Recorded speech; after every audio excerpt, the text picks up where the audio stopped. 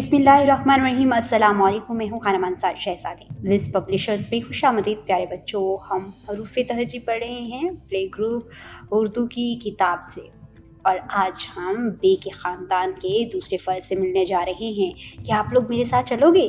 बे के ख़ानदान के दूसरे फ़र्द से मिलने चलते हैं। वो हमें एक कहानी सुना रहा है जी, एक छोटे से बच्चे की कहानी जिसका नाम था पप्पू। पप्पू ने खेत से पालक तोड़ी।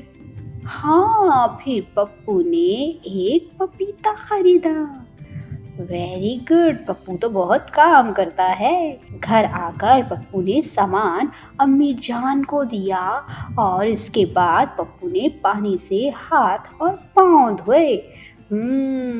हमें साफ सुथरा रहना चाहिए ना, और साफ सुथरा रहना एक बहुत अच्छी बात है।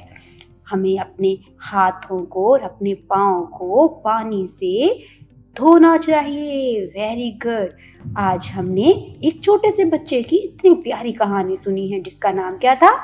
पप्पू। पप्पू ने सबसे पहले क्या तोड़ा?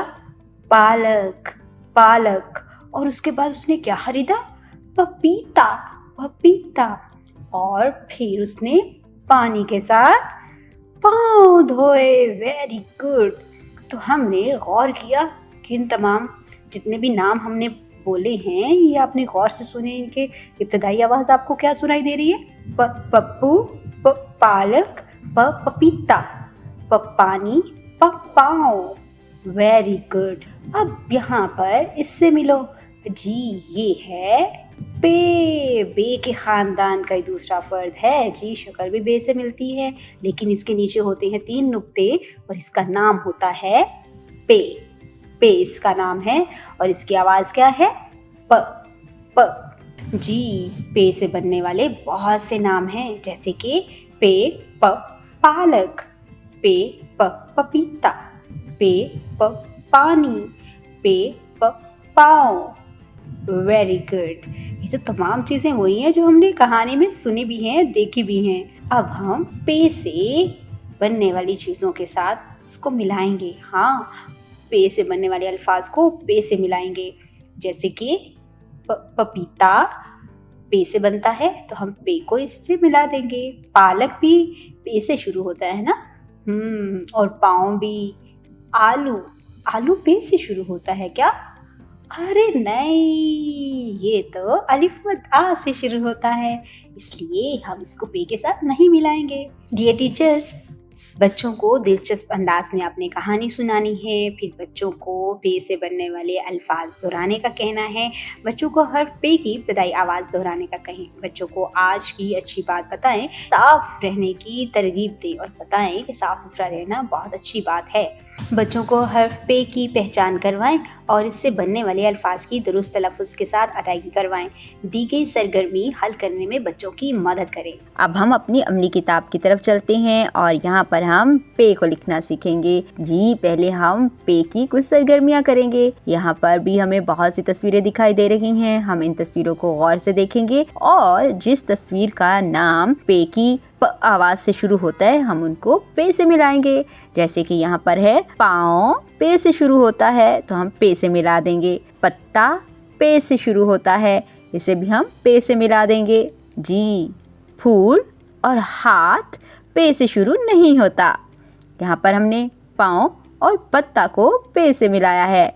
अब हम लिखाई की तरफ चलते हैं। सबसे पहले ट्रेसिंग करेंगे। ट्रेस कैसे करना है? यहाँ पर हमने पे लिखना है जी। ये बे के ख़ानदान का ही फ़र्द है तो बे की तरह ही इसकी बनावट होगी। इब्तदाई नुक्ते से शुरू करेंगे, नुक्तों को आपस में मिलाते हुए पे लिखेंगे। इसके नीचे होते हैं 3 नुक्ते, तो 3 नुक्तों को ऐसे हम क्रायॉन कलर से बड़ा सा पे लिखेंगे। इसके बाद हम यहाँ पर इब्तदाई नुक्ते से शुरू करते हुए पे को लिखेंगे। पे के नीचे होते हैं 3 नुक्ते।